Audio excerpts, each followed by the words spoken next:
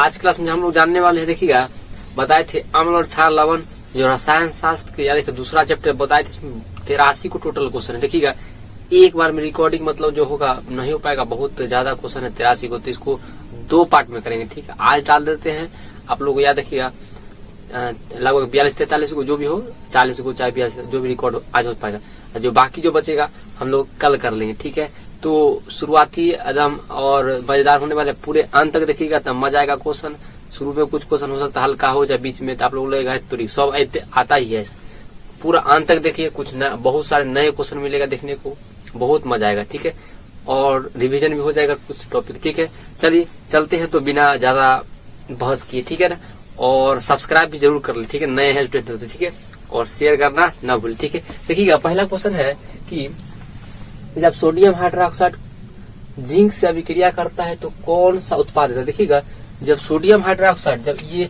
आप लोग एनसीईआरटी में भी रिएक्शन दिया हुआ है और जो भारत में पढ़ता होगा भारत में भी मिल जाएगा, NaOH। देखिएगा क्षार है, क्षार को जब धातु से अभिक्रिया कर, जानते हैं जब अम्ल धातु से अभिक्रिया करता है तो लवण और जल बना, सॉरी लवण और हाइड्रोजन गैस बनाता है। कौन सा गैस उत्पन्न करता है? Hydrogen gas. तो सेम बात क्षार में भी सेम केस होता है, मगर कुछ के साथ होता है, सब के साथ नहीं होता। उसी तरह अम्ल में भी 1-2 अम्ल के जैसे बताए थे नाइट्रिक अम्ल के साथ नहीं होता, सिर्फ 2 ही धातु कर पाता है। तो सेम कहानी यहाँ भी। तो क्या होगा, सोडियम हाइड्रोक्साइड जैसे अभिक्रिया करेगा तो देखिएगा बनाता है सोडियम जिंकेट। क्या बनाता है याद रखिएगा, इसका नाम क्या होता है Na2ZnO2 प्लस H2 हाइड्रोजन। इसका नाम याद रखिएगा, इसका नाम क्या है? Sodium zincate. याद रखिएगा इसका नाम है सोडियम जिंकेट। ठीक है, सोडियम जिंकेट, ये याद रखिएगा, नाम भी कहीं पूछ सकता है। ठीक है, तो सोडियम जिंकेट एनसीईआरटी में लिखा हुआ, तो जो भारतीय में तो वहां भी लिखा था। तो इसका आंसर देखिएगा, इसमें Na2 है, ZnO2 नहीं है। यहाँ देखिएगा O2 है मगर Na2 नहीं है। यहाँ देखिएगा NaO है, मतलब यहाँ भी नहीं। अब देखिएगा यहाँ देखिए Na2 है और ZnO2। अब देखिए ऐसे याद, सर आप लोग कंफ्यूजन में देखो कितना खतरनाक ऑप्शन बनाए, कंफ्यूजन वाला क्वेश्चन। सर अगर हम लोग को मान लीजिए याद नहीं रहता तो कैसे मारते? आप लोग ट्रिक बताए थे, देखिएगा क्या कह गया कि बताए थे जिंक का क्या होता है, सॉरी हाँ, सोडियम और जिंक और ऑक्सीजन 3 को है। देखिएगा इसको ऑक्सीजन को कितना इलेक्ट्रॉन चाहिए? 2 इलेक्ट्रॉन, और देने वाला कितना? देखिए सोडियम 2 दे देगा तो ऐसे ही पूरा हो जाएगा, जिंक का तो बचने रह जाएगा 2 इलेक्ट्रॉन, मतलब असंतुलित है।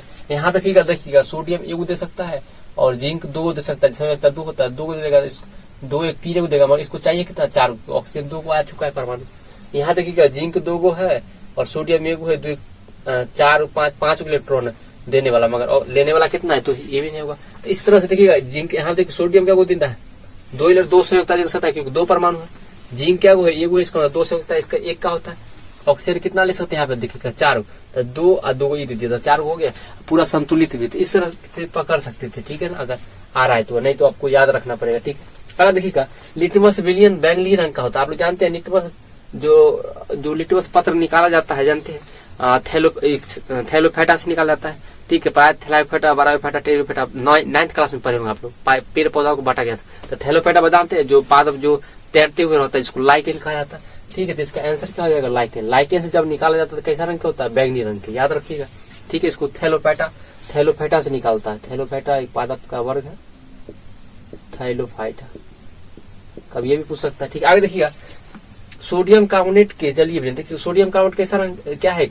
सोडियम धातु का है, ऑक्साइड क्या होगा? धातु से क्या होता है? क्षार। आगे देखिएगा क्षार बोलिए या भस्म बोलिए।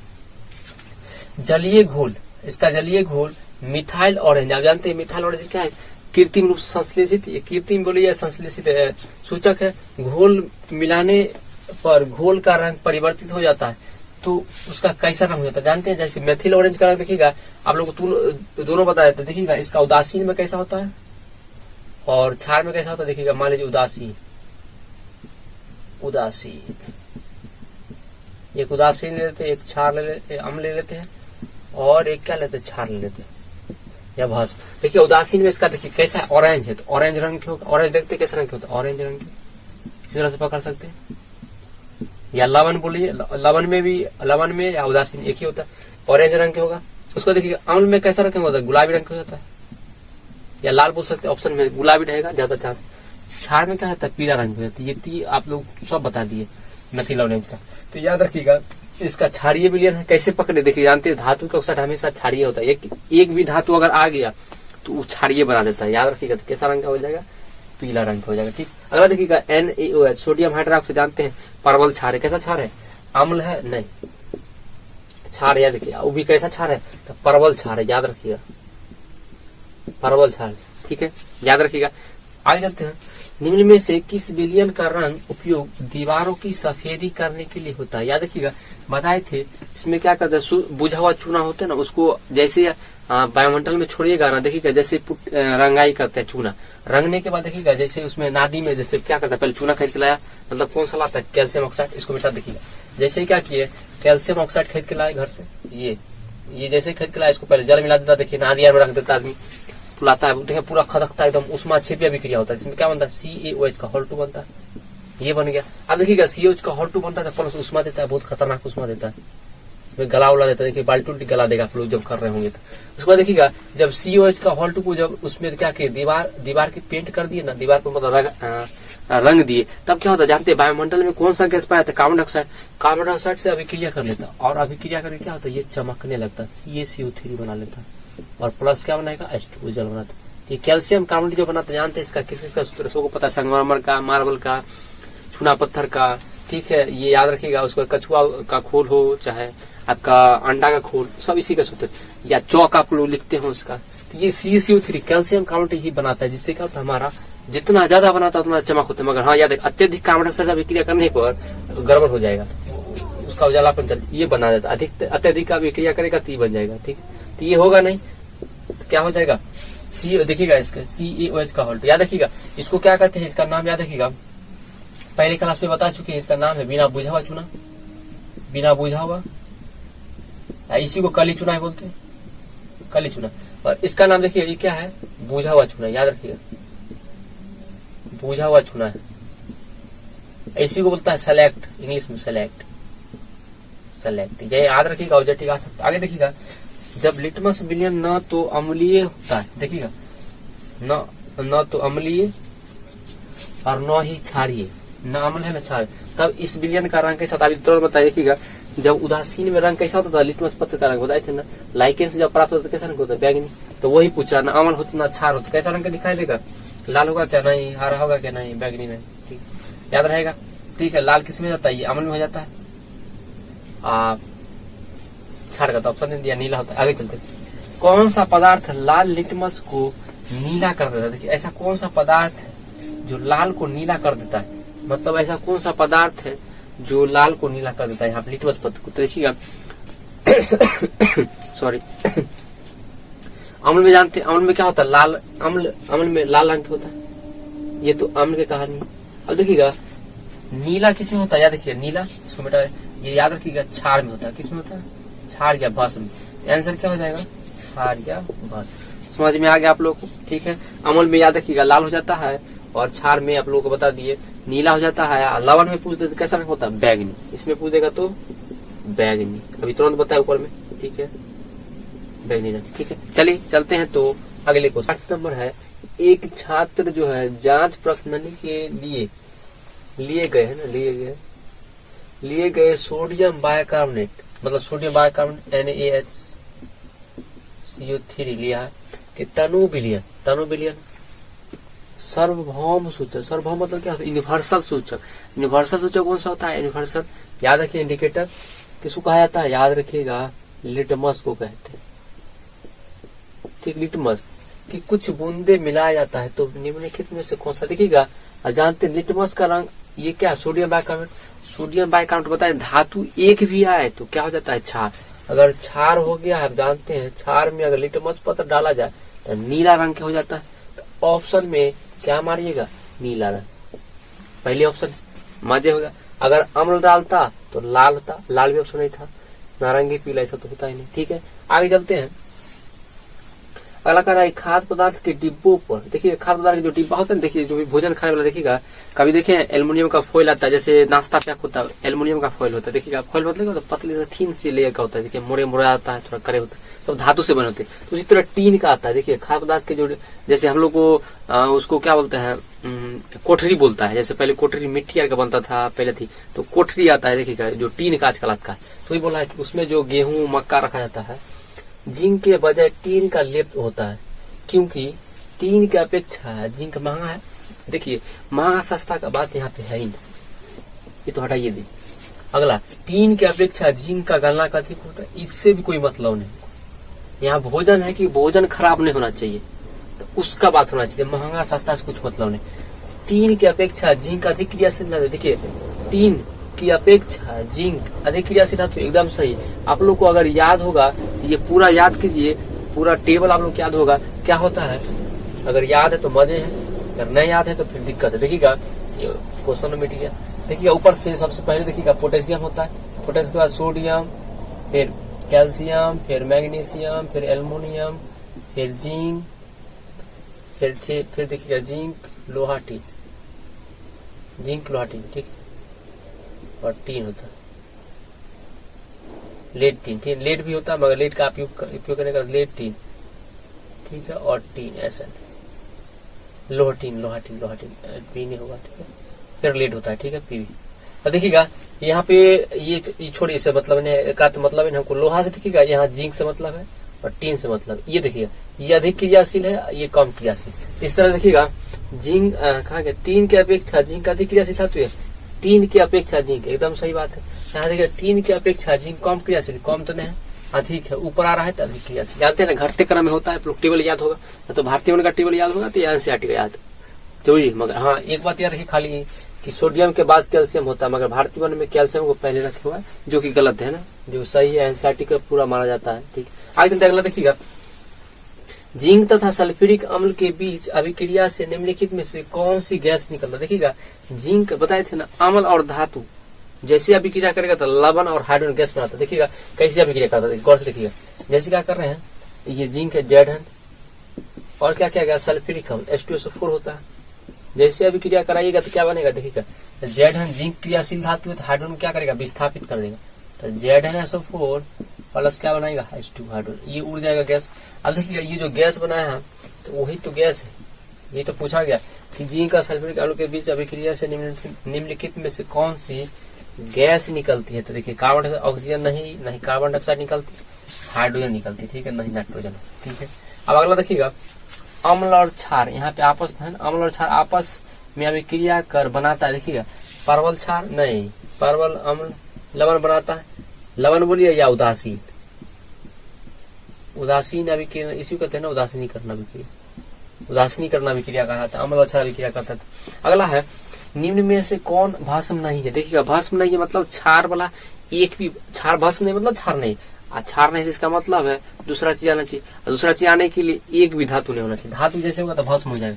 इसमें देखिए धातु है तो ये क्या कैल्शियम ऑक्साइड या कली चूना इसको बोल सकते हैं, या कली चूना है, कली चूना।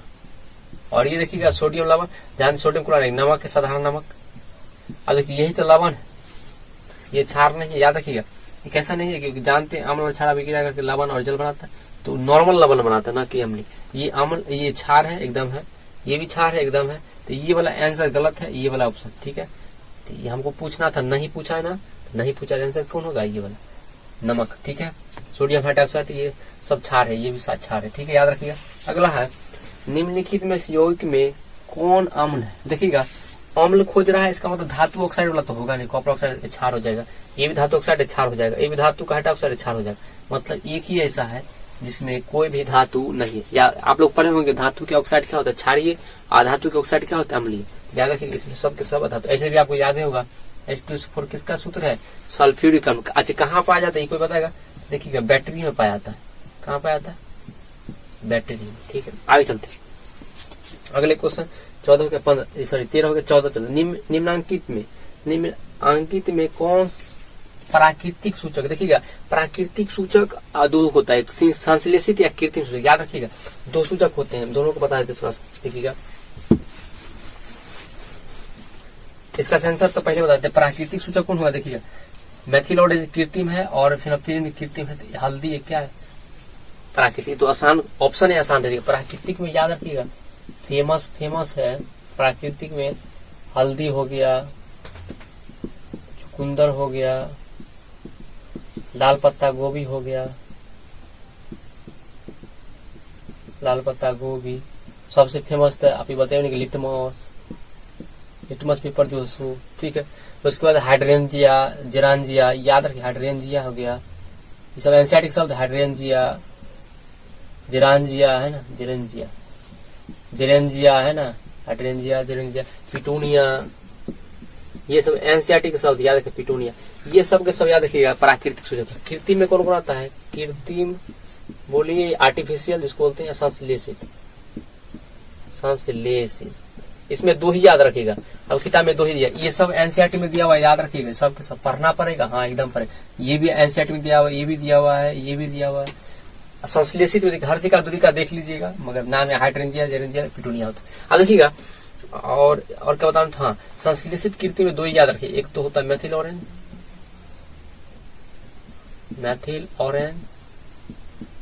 और एक होता है आपका फिनोप्थिलीन, ये याद रखिएगा फेमस है। फिनोप्थिलीन ऐसे सही होता है, ऐसा ये लिखा हुआ सही है, यहाँ पे गड़बड़ लिखा हुआ है, ये दोनों याद रखिए, दोनों कृत्रिम, ठीक है। दो ही को कृत्रिम याद रखिएगा, बाकी आपके किताब में इतना ही दिया, चाहे भारतीय पढ़ रहे होंगे चाहे एनसीईआरटी पर, बात बराबर। चलिए आगे चलते हैं। अगला तो अधातु के ऑक्साइड होते हैं, देखिएगा बताए अधातु के ऑक्साइड हमेशा क्या होता है, अधातु के ऑक्साइड याद रखिए अम्लीय होता है, अम्लीय प्रकृति का। अगर धातु का ऑक्साइड पूछता तो क्षारीय, उदासीन होगा नहीं, अम्लीय एकदम सही। अगर क्षारीय पूछेगा तो याद रखिए क्या होगा, ये धातु के ऑक्साइड क्या होता है, क्षारीय होता है, याद रखिए धातु के ऑक्साइड क्षारीय, ठीक है। चलिए चलते हैं तो अगले क्वेश्चन। निम्नलिखित में से कौन एक क्षारीय ऑक्साइड, जानते हैं क्षारीय ऑक्साइड मतलब क्या होगा, धातु के ऑक्साइड होना चाहिए। देखिएगा धातु के ऑक्साइड क्या सल्फर डाइऑक्साइड है, नहीं ये तो अम्लीय है, ये भी देखिए अम्ल है क्योंकि अधातु का ऑक्साइड है, ये भी देखिएगा अधातु ऑक्साइड है मतलब ये भी अम्ल है, ये सब अम्ल है। आप देखिएगा ये सोडियम ऑक्साइड, ये सही है, सोडियम ऑक्साइड देखिएगा धातु का ऑक्साइड है, धातु का ऑक्साइड जैसे मिल जाएगा होगा क्षारीय ऑक्साइड, तो सही हो जाए। अगला देखिएगा बुझा हुआ चूना, बुझा हुआ चूना को सिलेक्ट भी करते हैं, आप लोग जानते हैं, याद करने का तरीका क्या बताए थे। बुझा हुआ चूना जब देखिएगा आग का बुझता है, जब जल की मात्रा, जल से आग बुझा सकते हैं, तो OH हाइड्रोजन ऑक्सीजन होना चाहिए, तो हाइड्रोजन ऑक्सीजन देखिए इसमें मिला, इसी को बुझा हुआ चूना, इसी को सेलेक्ट चूना भी बोला जाता है, याद रखिएगा। इसको क्या बोला जाता है, बिना बुझा हुआ, याद रखिएगा बिना बुझा हुआ चूना, ठीक है। अगला देखिए कैल्शियम कार्बोनेट हम लोग बाजार में करते हैं, ये तो कैल्शियम है सिर्फ, ये तो हुआ नहीं। अगला देखिएगा जल में घुलनशील भस्म क्या कहते हैं, याद के बताए थे, जल में घुलनशील भस्म को क्या कहते हैं, क्षार कहते हैं, क्या कहते हैं, क्षार। याद देखिएगा क्षार जो होते हैं, आप लोग थोड़ा सा बता देते हैं, यहाँ पे देखिएगा ये जैसे मान लीजिए ये पूरा का पूरा ये भस्म, और इसमें देखिएगा एक छोटा सा यूनिट, ये देखिएगा ये इतना मान लीजिए इतना ही ऐसा क्षार है, ये एक तरह से क्षार ये बात। अच्छा पूछेगा भस्म या क्षारक एक होता है, याद रखिए भस्म या क्षारक एक होता है, मगर क्षार वैसे भस्म जो सिर्फ जल में घुलनशील होता है। देखिएगा सभी भस्म क्षार नहीं हो सकते, मगर सभी क्षार भस्म हो सकते। ऐसे भी क्वेश्चन आप लोगों को पूछा गया, याद रखिएगा सभी क्षार भस्म हो सकते। देखिए भस्म बहुत बड़ा एरिया है और क्षार का मत इतना ही एरिया है जो कि भस्म के अंदर है, तो सभी क्षार भस्म होगा परंतु सभी भस्म क्षार नहीं होगा, याद रखिए। भस्म को क्षारक भी कहते हैं, ठीक है। अगला देखिए अगला क्वेश्चन है, बहुत आसान था। निम्नांकित में से कौन संक्षारक अम्ल है, संक्षारक अम्ल क्या होगा, ऑक्सीडाइजिंग मतलब क्या होगा, जो धातुओं को क्या करे, धातुओं को या बोल सकते खाना को जल्दी से रिएक्ट कर ले और खराब कर दे, है ना, बोल सकते बहुत जल्दी खराब कर दिया। त्वचा देखिएगा सल्फ्यूरिक अम्ल हम लोग शरीर में तुरंत ऑक्सीजन सभी क्रिया करता है, तुरंत त्वचा का गला देता है। सल्फ्यूरिक अम्ल बहुत ही खतरनाक होता है। इसमें देखिएगा मेथेनोइक अम्ल उतना खतरनाक होता है, धातु पर कोई प्रभाव नहीं पड़ेगा, ठीक है। हम लोग देखते हैं, हम लोग थोड़ा सा काटता है त्वचा को कुछ नहीं होता, देखता जैसे चींटी के डंक में, मधुमक्खी के डंक में पाया जाता है मेथेनोइक अम्ल, कुछ प्रभाव पड़ता है, नहीं पड़ता, थोड़ा सा लहरता है बस कुछ देर के लिए, बस ठीक हो जाता है। मगर सल्फ्यूरिक अम्ल आप लोगों का शरीर पे चला गया तो पूरा त्वचा जला देगा। उसी तरह धातु पे चला जाता है तो उसमें ऑक्सीजन की मात्रा होता है, इससे तुरंत अभिक्रिया कर लेता है, ऑक्साइड बना लेता है परत। ये ऑक्सीडाइजिंग एजेंट भी आप लोग जानते हैं, ये ऑक्सीकारक भी है, याद रखिए ऑक्सीकारक है इसीलिए, ठीक है। ऑक्सीकारक क्या बोल सकते हैं हम, उपचायक।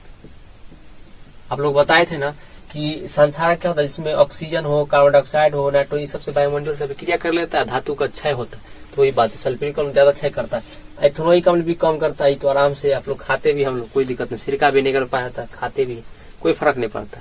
ठीक है, ये तो नहीं होगा। अब देखिए अगला अमोनियम क्लोराइड का जलीय विलयन देखिएगा।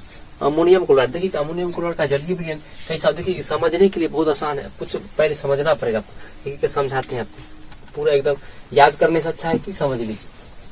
आप लोग को याद तो करना ही पड़ेगा, देखिएगा समय नहीं होता एग्जाम में, मगर एक बार समझा देते हैं। ठीक है, देखिएगा जब क्या हो, अम्ल और क्षार का विक्रिया हो, अम्ल प्लस क्षार, इधर बनेगा मान लीजिए लवण और जल, ये हमेशा बनता है। अब देखिएगा अगर ये प्रबल हो, गौर से देखिएगा, अगर ये प्रबल हो और ये दुर्बल हो,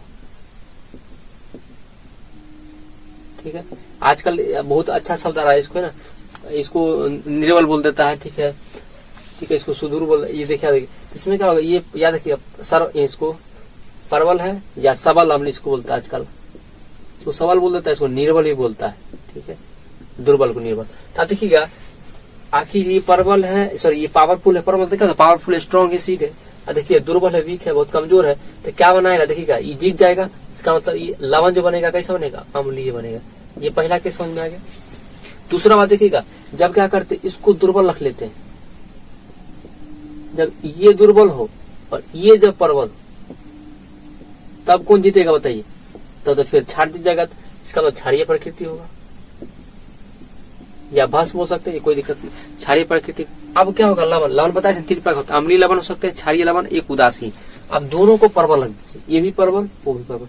आप देखिएगा दोनों पावरफुल है, दोनों में कुश्ती कराइएगा चाहे लड़ाइएगा, तो क्या होगा, दोनों के दोनों क्या होगा, ड्रॉ हो जाएगा, जीते भी नहीं करेगा। वो भी एक पटका मारा, वो भी मारा, मतलब क्या होगा, कभी जीते भी नहीं करेगा, तो उदासीन हो जाएगा। आप लोग देखिए ऐसे याद करवाए थे, याद कीजिए, कभी नहीं बनेगा। तो इस तरह से आप देखिएगा अमोनियम क्लोराइड NH4Cl कब बनता है, देखिएगा अमोनियम क्लोराइड शुद्ध क्या होता है, NH4Cl। ये देखिए बनता कैसे, देखिएगा जब क्या कीजिएगा NaCl, देखिए क्लोरीन है ना, इसका मतलब हाइड्रोक्लोरिक अम्ल से अभिक्रिया क्या होगा, सॉरी हाइड्रोक्लोरिक अम्ल से, और किससे अभिक्रिया क्या होगा, देखिएगा अमोनियम हाइड्रोक्साइड, देखिएगा दुर्बल क्षार है, याद रखिएगा अमोनियम हाइड्रोक्साइड एक दुर्बल क्षार, इससे अभिक्रिया करता है, क्या बनता है NH4Cl प्लस, याद रखिएगा H2O बनता है। ये देखिएगा ये जो बनता है, याद रखिएगा, ये देखिएगा दुर्बल है, दुर्बल क्षार है, आप लोग पढ़े होंगे। इसका क्षार क्या होता है, ऐसा एक ही क्षार है जिसमें एक भी धातु नहीं, याद रखिएगा ऑब्जेक्टिव बन सकता है। और ये क्या आपका प्रबल, प्रबल देखिएगा ये अम्ल है और दुर्बल ही, तो बताइए इसको थूड़ देगा, थूड़ थाड़ सीधा कर देगा, तो ये कौन हो जाएगा, जीत जाएगा। इसके पास हथियार है, एकदम बंदूक को रख लिया, लोहा टीना लेके आएगा, हाथी पता हथौड़िया लेके आएगा, चलेगा, मार देगा, ठोक देगा सीधी गोली, तो क्या होगा, ये जीत जाएगा। इसका मतलब है ये कैसा बनेगा, याद रखिएगा अम्लीय प्रकृति बनेगा। कैसा बनेगा, अम्लीय प्रकृति। रटने का अच्छा है, रटने से अच्छा है, आप लोग याद कर लीजिए, बेहतर है, मगर समझा दिया, अगर समझ में आ गया तो जरूर ही यही पूछेगा, दूसरा भी पूछ सकता, फंसा देगा। तो याद रखिए अमोनियम क्लोराइड का विलयन कैसा हो जाएगा, अम्लीय मारेगा। ठीक है, क्यों आया, क्यों आता है ये बता दिए। ठीक है, क्योंकि प्रबल होता है, ये दुर्बल होता है। ठीक है, आप लोग समझाए थे पूरा डिटेल में। ठीक है ना, कहीं उसमें भी फिर से समझाइए दिए। आगे देखिए अगला बैक्टीरिक अम्ल है, देखिएगा बैक्टीरिक अम्ल क्या होता है, सांद्र हाइड्रोक्लोरिक अम्ल, सांद्र नाइट्रिक अम्ल, सांद्र H2SO4, इसको सबको याद होगा, सांद्र H2SO4 होता है। ठीक है, बैक्टीरिया में, हमारे पेट में जठर रस में पूछेगा, जठर रस में कौन सा पाया जाता है, सांद्र हाइड्रोक्लोरिक अम्ल पाया जाता है। ठीक है, और नाइट्रिक अम्ल नहीं, तो नहीं। ठीक, ये दोनों को मिला दीजिएगा तो अम्लराज में पाया जाता है। ठीक है, आगे चलते हैं। लौंग तेल किस प्रकार का सूचक, देखिएगा लौंग तेल बताए ना, लौंग तेल हो गया, याद रखिएगा लौंग तेल, इसको मिटाते हैं। देखिएगा ये लौंग तेल, प्याज, जो एनसेट में लिखा है, लिखा गया है, देखिए लौंग तेल हो चाहे प्याज हो चाहे आपका ये, इसको लवंग तेल लिखता है, लवंग तेल या प्याज। एक है याद देखिएगा वेनिला इत्र, ये भी एनसेट में लिखा हुआ है, वेनिला इत्र, परफ्यूम, ये सब देखिएगा। ये कौन सा, याद रखिए कौन सा सूचक है, तो याद रखिएगा इसको सूचक बुलाता है ऑल्फैक्टरी सूचक, ऑल्फैक्टरी इंग्लिश में लिखा हुआ है, ऑल्फैक्टरी, एनसीईआरटी इंग्लिश से लिखते जानते हैं ना, ऑल्फैक्टरी। इसका हिंदी कीजिएगा तो ऑल्फैक्टरी सूचक, ऑल्फैक्टरी का हिंदी घ्राण सूचक होता है, घ्राण भी नहीं समझ में आता, गंधीय सूचक। देखिए इससे आसान नहीं होगा, गंधीय सूचक, याद रखिएगा स्मेल। ऑल्फैक्टरी से याद रखिए, एनसीईआरटी शब्द आप लोग कितना बार एग्जाम में आ चुका है, ठीक है। एनसीईआरटी बहुत बड़ा मार्क लगे होता है। तो लिखिएगा लौंग तेल किस प्रकार का सूचक है, प्राकृतिक सूचक है, संश्लेषित सूचक नहीं प्राकृतिक है, नहीं संश्लेषित है, तो कैसा है, गंधीय। गंधीय सूचक मतलब ऑल्फैक्टरी, याद रखिएगा, पूछेगा। अगला है, निम्नलिखित में कौन सा आयन लाल लिटमस को विलयन को नीला करता है। नीला मतलब कौन करता है, क्षार। लाल कौन करता है, आम्ल। अब आम्ल में जानते H प्लस आयन होता है, H प्लस आयन या हाइड्रोजनियम आयन होता है, और इसमें क्या होता है, क्षार में OH माइनस होता है। अब देखिएगा H प्लस तो अम्ल है, ये तो करेगा नहीं, OH माइनस एकदम सही। याद रखिएगा H प्लस आयन हो या हाइड्रोजनियम आयन H3O है। ये देखिए, ये एक और आजकल पूछने लगा, ये एनसीईआरटी में भी लिखा हुआ है, O प्लस हाइड्रोजनियम आयन इसको बोलते, ठीक है। दोनों पूछ सकता कुछ, ठीक है। अगला देखिए, अगला क्वेश्चन तो याद रखिएगा, क्षार में जानते हैं नीला रंग हो जाता है लिटमस पत्र का, ठीक है। अगला, निम्नांकित में कौन परवल क्षारक है। देखिएगा परवल क्षारक मतलब बताए थे ना, जो सबसे क्रियाशील धातु का हो। क्रियाशील धातु देखिएगा, सोडियम हाइड्रोक्साइड एकदम सही। अगर पोटेशियम क्या देख लेते, पोटेशियम हाइड्रोक्साइड होगा तो इससे भी क्षारीय होता है ज्यादा। अगर बेरियम मिल जाता इससे भी क्षारीय, सीजीएम मिल जाता तो और इससे क्षारीय हो जाता। मगर सोडियम दे दिया है, सीजीएम और नहीं दिया, सीजीएम देखा तो सबसे खतरनाक होता है, याद है, सीजीएम हाइड्रोक्साइड, बेरियम, इससे भी ज्यादा पावरफुल होता है सोडियम पोटेशियम से। मगर आप लोग उतना नहीं पढ़ना है, ठीक है, इंटरनल में जरूरी है। तो ये कॉपर ऑक्साइड और कॉपर हाइड्रोक्साइड है, और अमोनियम हाइड्रोक्साइड देखिए बताए थे दुर्बल है। और देखिएगा मिल्क ऑफ मैग्नीशिया या antacid, milk of magnesia antacid बहुत पूछता है। तो ये सब तीनों जो है, ये और ये तीनों क्या है, दुर्बल, दुर्बल क्षार, याद रखिए। आगे चलते हैं। निम्नलिखित में संश्लेषित सूचक है, संश्लेषित मतलब कृत्रिम, जो मानव के द्वारा बनाया गया। मानव को देखिएगा हल्दी बनाता है क्या है, लिटमस पत्र नहीं, लिटमस पत्र जानते हैं प्राकृतिक से मिलता है, भी लाइकेन से मिल जाए। मेथिल ऑरेंज, हाँ ये सही, मेथिल ऑरेंज बनाता है। लाल पत्ता गोभी नहीं, प्राकृतिक से प्राप्त होता है, ठीक है, तो ये भी नहीं होगा।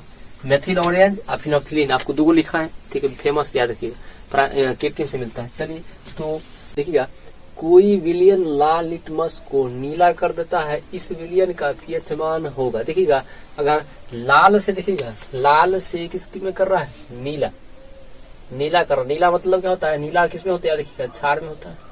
क्षार का पीएच मान हमेशा पता है आप लोगों को, 7 से क्या होता है, ज्यादा होता है। देखिएगा 7 तक किसका होता है, उदासीन का होता है, ये उदासीन का होता है, 7 उदासीन का होता है, ये नहीं हो सकता। 7 से अधिक क्षार का होता है, एकदम सही है। क्षार 7 से कम किसका होता है, देखिएगा अम्ल का होता है, तो ये भी हो सकता था, ये आंसर सही है।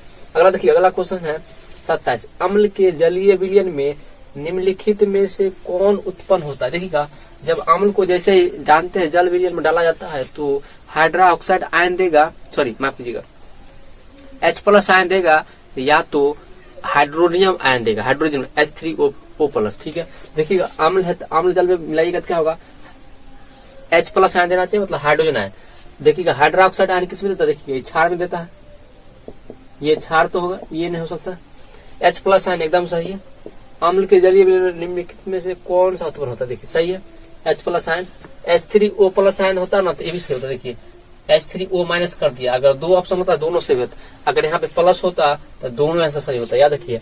ये होगा नहीं, H2O प्लस, ये होता ही नहीं, याद रखिएगा। कभी कभी ये देगा या तो ये वाला ऑप्शन दे देगा, H3O प्लस आयन दे देगा, दोनों सही है, ठीक है, याद रखिएगा। अगले क्वेश्चन चलते देखिए, निम्नांकित यौगिकों में कौन दुर्बल अम्ल है। दुर्बल अम्ल मतलब वीक एसिड, कमजोर, सबसे मतलब कमजोर। ये देखिएगा परवल अम्ल होता है, ये आपका परवल अम्ल है। ये देखिएगा, हाँ दुर्बल अम्ल एकदम सही है। ये भी देखिएगा परवल अम्ल है, ये भी देखिएगा तो परवल अम्ल। और ये सब याद रखिएगा, तीनों खनिज अम्ल भी है, आप लोग पढ़े होंगे। ये तीनों के तीनों ACD, ये सब खनिज अम्ल भी, खनिज अम्ल, जितने भी परवल अम्ल है सब खनिज अम्ल।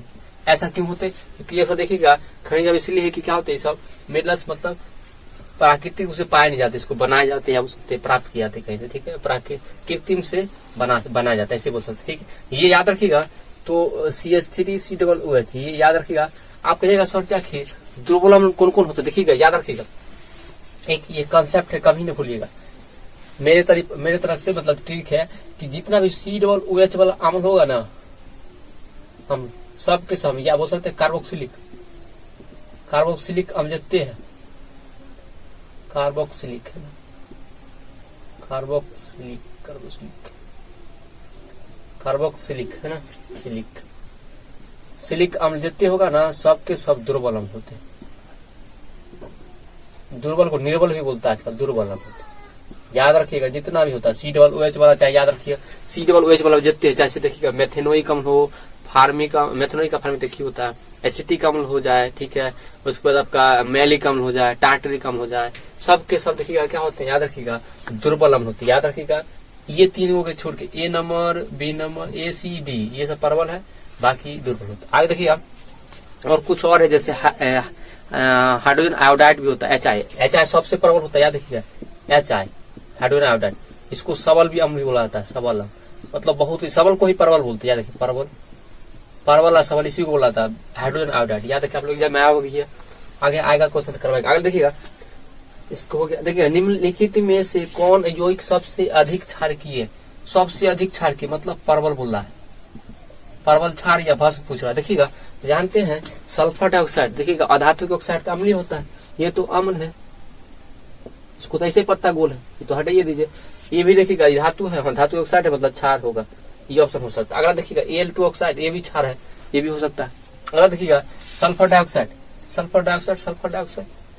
दो ऑप्शन आ गया, हो सकता है मिस प्रिंट हुआ हो, ठीक है, तो ये भी ये दोनों तो होगा नहीं ऐसे, ठीक है। याद रखिए अब लड़ाई होगा ये दोनों में, दो एक ही ऑप्शन होगा, ये दोनों कुछ चेंज होगा, ठीक है ना, ऑप्शन वगैरह हो सकता है। मगर याद रखिएगा यहाँ पे परवलम देखा जाए तो ये सबसे अधिक है परवलम। सोडियम ऑक्साइड देखिएगा क्यों होता है, जानते जितना ज्यादा क्रियाशीलता धातु होगा ना उतना ही ज्यादा परवल होगा। याद रखिएगा आपका सोडियम ये सब परवल है, KOH हो गया, NaOH हो गया, LiOH हो गया, ठीक है, और बेरियम हाइड्रोक्साइड हो गया, ये सब देखिएगा परवल है। सीजियम हाइड्रोक्साइड हो गया, सीजियम तो और बहुत खतरनाक है, ये सब हाइड्रोक्साइड देखिए परवल होते, ठीक है।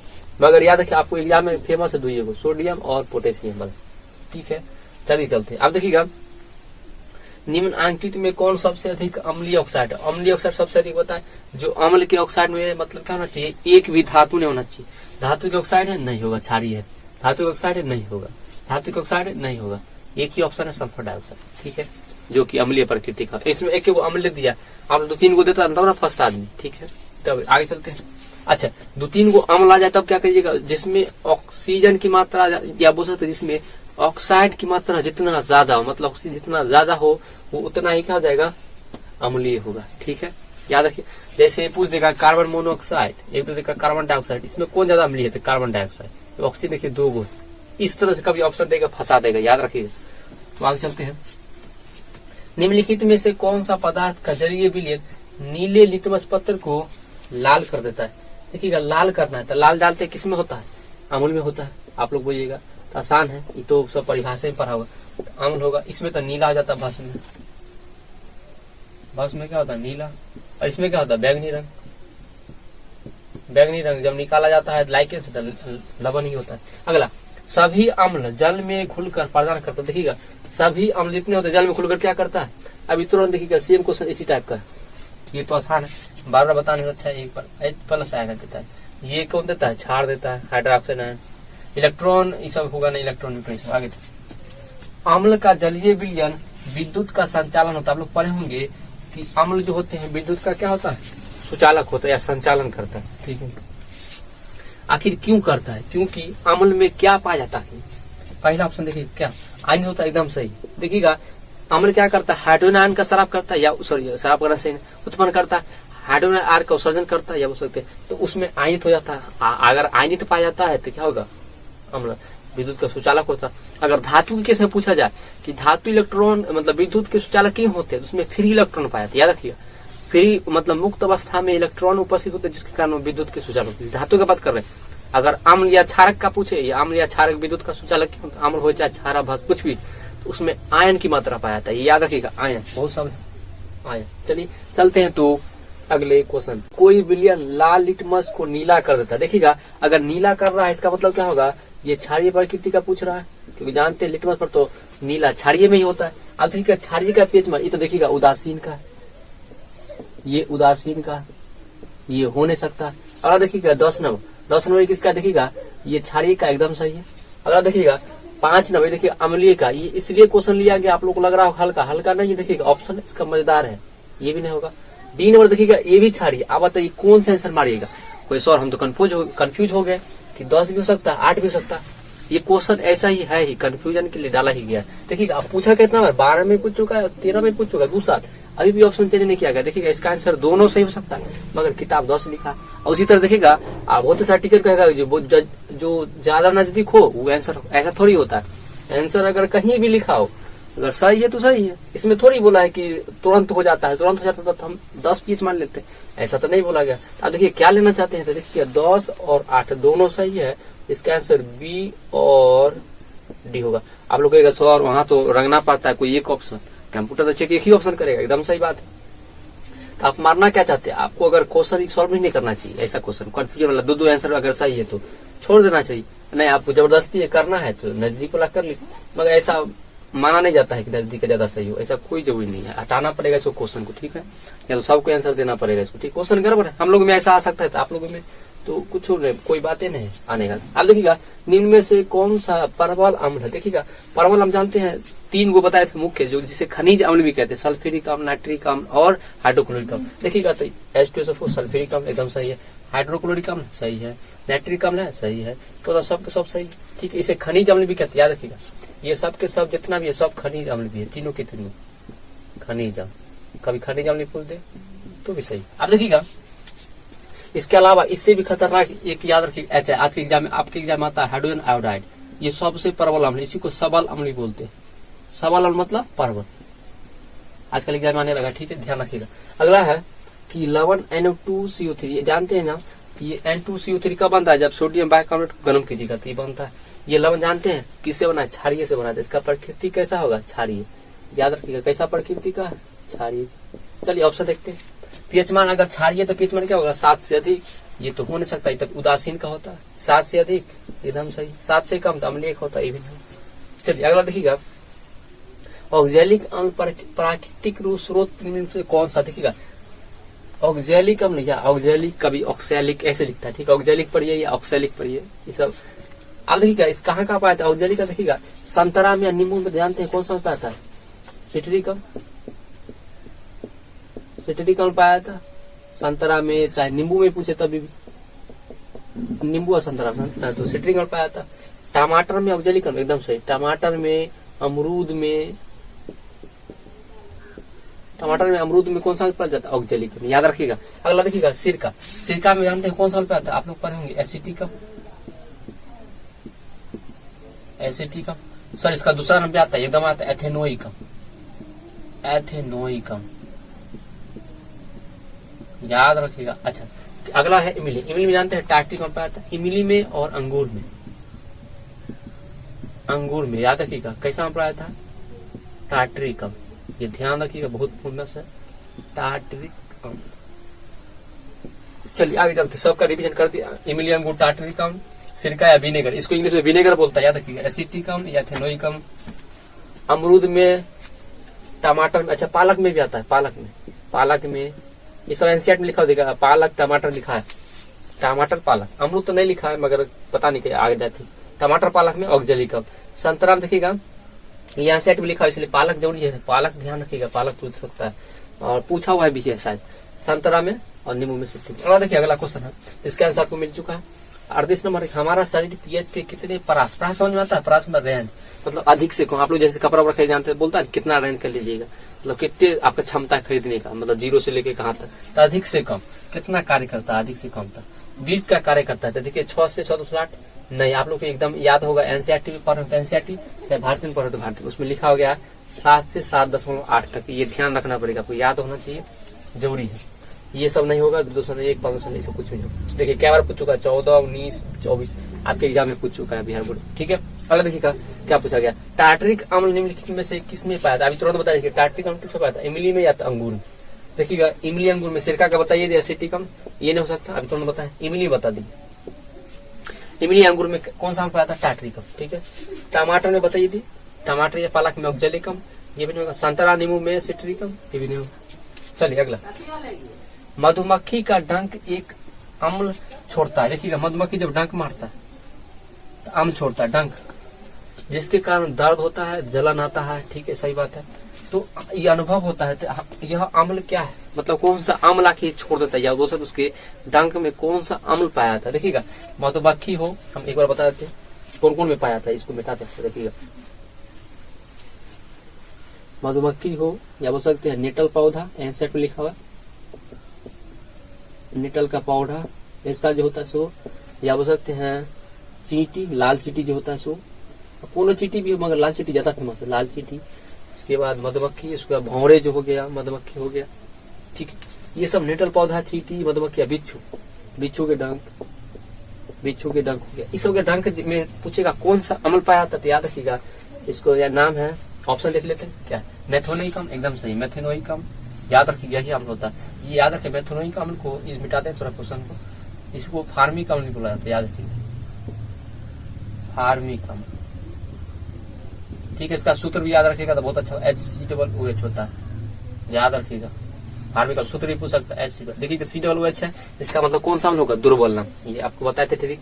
अगला देखिएगा एथेनोइक अम्ल, एथेनोइक का पता है एसिटिक अम्ल, एसिटिक अम्ल इसको बोलते हैं एसिटिक अम्ल। अच्छा, इसका कोई सूत्र बताएगा, देखिएगा इसका सूत्र क्या होता है, याद रखिएगा COOH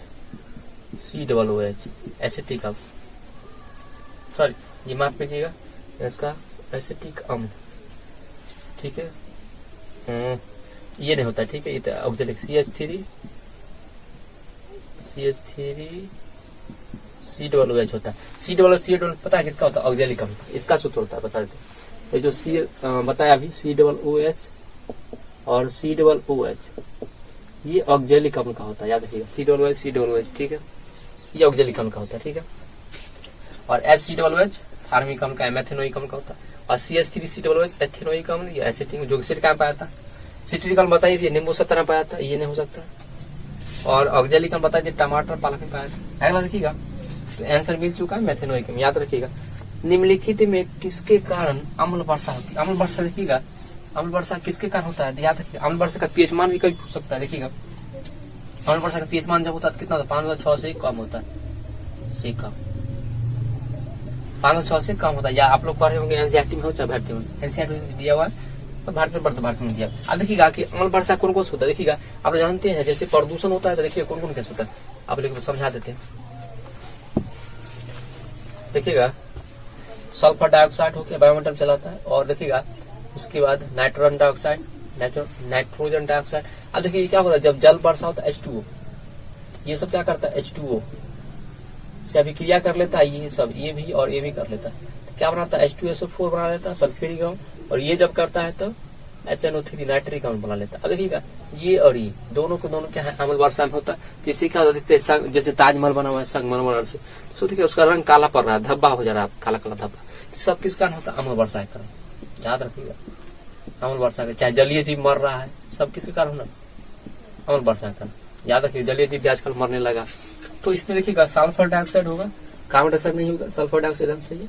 एक और नाइट्रोजन डाइऑक्साइड होता तो वो भी होता, मगर नहीं दिया, देखिए क्लोरीन दिया है, कार्बन मोनोऑक्साइड, ये सब नहीं हो सकता, ठीक। अगला देखिएगा टूथपेस्ट कैसा होता है, देखिएगा ऑप्शन ए कर अम्लीय, क्षारीय, उदासीन। अब देखिएगा हमेशा टूथपेस्ट को हमेशा क्षारीय रखा जाता है। आप कहिएगा सर ऐसा क्यों, देखिएगा जब भी नीम का तस्वीर कर, देखिए कड़वा तीखा होता है, तो तीखा हो तो उसका पीएच मान क्या होगा, 7 से ज्यादा होगा। आज जैसे देखिए कोई भी पेस्ट का उपयोग कर रहे हैं, तो हमेशा कड़वा या तीखा होता है। कहिएगा सर मीठा भी आता है, एकदम आता है। तो उसमें देखिएगा धातु के ऑक्साइड डले होते हैं, उसमें गौर कीजिएगा, धातु के ऑक्साइड रहता है। धातु के ऑक्साइड हमेशा क्या होता है, क्षारीय प्रकृति का होता है। चाहे उसको मीठापन बना देता है आदमी, मगर याद रखिएगा वो क्षारीय प्रकृति का होता है, इसलिए क्या होता है, हमेशा वो क्षारीय होगा। ऐसे भी आप समझ सकते हैं, जैसे दांत का क्षय होता है, उस समय पीएच मान कितना हो जाता है, 5.5 से कम। आप लोग पढ़े होंगे दांत का जो क्षय होता है, दांत का क्षय जब होता है 505 से कम हो जाता है पीएच मान। अब इस समय क्या होता है, जो जीवाणु होता है ना, जो शर्करा हो गया, चाहे मीठापन जो पदार्थ हमारे दांत में सड़ जाता है, उसको खाते रहता है, और खाते खाते क्या होता है, तो जो पाचन करता है उससे अम्लीय का शराब करता है, जिससे क्या हमारा पीएच मान घट जाता है मुंह का, और दांत का क्षय होने लगता है, मसूरा खा जाता है, मतलब पूरा दांत खा जाता है तो मसूरा तक पहुंच जाता है, इससे बहुत दर्द होगा, दांत का भी उखाड़ना पड़ जाता है। तो याद रखें, टूथपेस्ट को हमेशा क्षारीय प्रकृति रखा जाता है, इससे जो भी जीवाणु आ रहा हो सब मर जाते हैं या हट जाते हैं। इसलिए इसका उपयोग नींबू का दत्तमन, मतलब नीम का दत्तमन करें बेहतर है, ठीक। तो चलते हैं अगले क्वेश्चन पे हम लोग मिलेंगे कि पूरा क्वेश्चन एक बार निकाल सकते। टोटल बताए थे 83 को क्वेश्चन, ठीक है। तो जितना हो सका 42 को कर चुके हैं और जो बच गया है 41 क्वेश्चन, जो कि पार्ट 2 कल लाएंगे, ठीक है। अगर आप लोगों को अच्छा लगा लाइक सब्सक्राइब कीजिए और दोस्तों को शेयर कीजिए। अगर मजा आ जाएगा हमको, देखिएगा हमको मोटिवेशनल आना चाहिए ना। आप लोग अगर ज्यादा लाइक करेंगे, सब्सक्राइब करेंगे, दोस्तों को शेयर करेंगे तो अच्छा व्यू आएगा। अच्छा व्यू होगा तो हमको बनाने में मजा आएगा, ठीक है। थोड़ा सा मेहनत आपको भी करना होगा, ठीक है। और रिवीजन करते रहिए और हेल्थ का ध्यान रखिए, ठीक है। और जो भी कमजोर सब्जेक्ट उसको ज्यादा ध्यान दें, अच्छा नंबर लाने की कोशिश करें, ठीक है। मिलते हैं अगली क्लास में जल्द ही। जय